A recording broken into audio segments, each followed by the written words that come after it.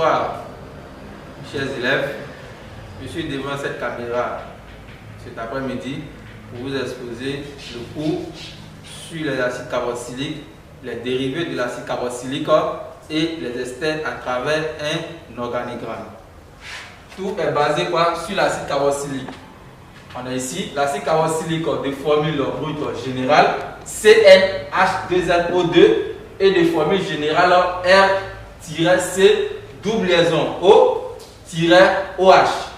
Le R ici est appelé groupe alkyle. R qui a pour formule brute générale CnH2nO plus 1. Je prends mon acide carboxylique, je fais plus alcool. Acide carboxylique plus alcool me donne ester plus l'eau. Donc on remarque ici qu'il y a une double flèche. Donc acide carboxylique plus alcool, il y a double flèche. Ça va me donner ester plus l'eau. Et cette réaction, je l'appelle estérification directe. Cette réaction est appelée estérification directe lorsqu'on a alcool plus acide carboxylique. Mais lorsque j'aurai ester plus l'eau qui va me donner alcool plus acide carboxylique, cette équation est appelée hydrolyse de l'ester. Je dis bien ester plus l'eau qui va me donner alcool plus acide carboxylique. Il y a toujours deux flèches. Donc ça me donne l'hydrolyse de l'ester. L'ester de formule brute générale CnH2nO2 plus le KOH qui est appelé hydroxyde de potassium ou bien potasse ou bien encore NaOH qui est appelé hydroxyde de potassium ou bien la soude va me donner savon plus alcool. Cette réaction est appelée la réaction de saponification.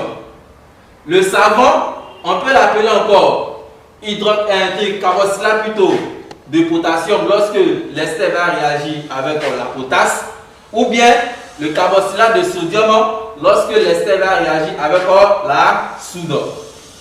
Je reviens encore sur l'acide carboxylique, c'est-à-dire acide carboxylique plus acide carboxylique, c'est-à-dire deux molécules d'acide carboxylique, que ce soit différentes ou bien les mêmes, en présence de pKO10 qui va me donner anhydride d'acide plus l'eau. Donc, lorsque je suis en présence de deux molécules d'acide carboxylique, j'obtiens un anhydride plus une molécule d'eau. L'anhydride qui a pour formule brute générale CnH2n-2O3. Je reviens encore à mon acide carboxylique toujours. Acide carboxylique plus SOCl2. SOCl2 est appelé chlorure de thionyle. Donc acide carboxylique plus SOCl2 va me donner le chlorure d'acide plus SO2 plus HCl. Ici, sur le SO2, dégagement gazeux, parce que c'est un gaz, HCl, dégagement gazeux, parce que c'est un gaz. Je reviens encore sur mon acide carboxylique toujours. Acide carboxylique plus le PCl5, qui est appelé le pentachlorure de phosphore, va me donner toujours chlorure d'acide plus POCl3 plus HCl, dégagement gazeux.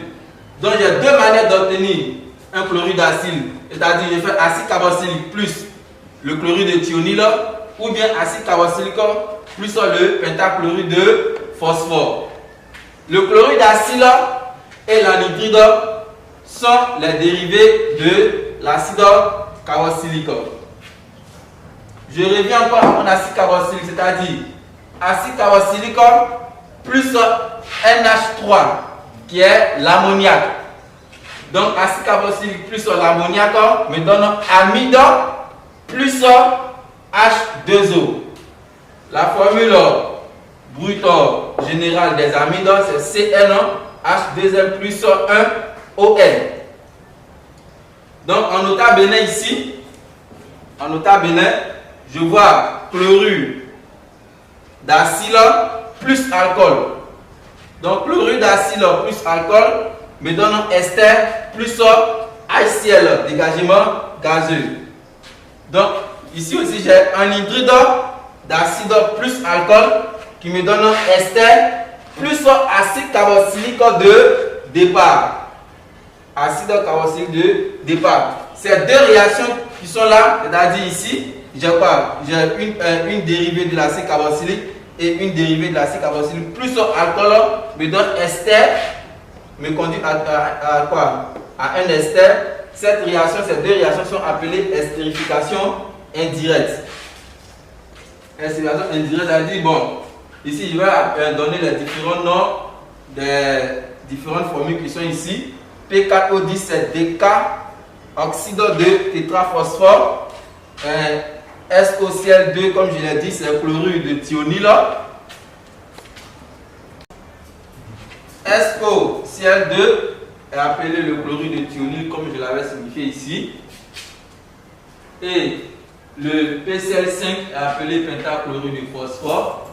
Le NH3 c'est l'ammoniac. Les amines aussi peuvent être obtenus par d'autres réactions, c'est-à-dire je fais le chlorure d'acide, mais le chlorure d'acide plus NH3 va me donner amide plus HCl. Je fais aussi le chlorure d'acide plus amine, va me donner toujours amide plus HCl. Maintenant ici, je signifie que les amines qui sont utilisées ici sont les amines primaires et les amines secondaires. On peut utiliser les amines tertiaires ici, donc amines primaires et amines secondaires. Ici, en astérisque ici, on va donner les noms et caractéristiques des réactions. Par exemple, j'ai ici un premier tiré, la réaction d'estérification directe.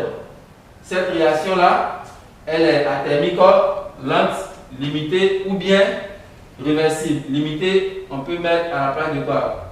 On peut mettre réversible plutôt à la place de limitée. Bon, moi j'ai appelé ça all, c'est-à-dire athermique, lente, limitée. Deuxième tiré ici, et l'estérification indirecte. Les caractéristiques de l'estérification indirecte sont rapide, totale et exothermique. En abréviation RATES, rapide, totale, exothermique. La réaction de saponification a pour caractéristique lente mais totale. En abréviation LMT. Ok, merci. C'était tout sur le cours de l'acide carboxylique, les dérivés de l'acide carboxylique et les esters. Dans la prochaine vidéo, nous allons faire un peu de nomenclature sur les différentes fonctions chimiques. Merci. Partagez au maximum.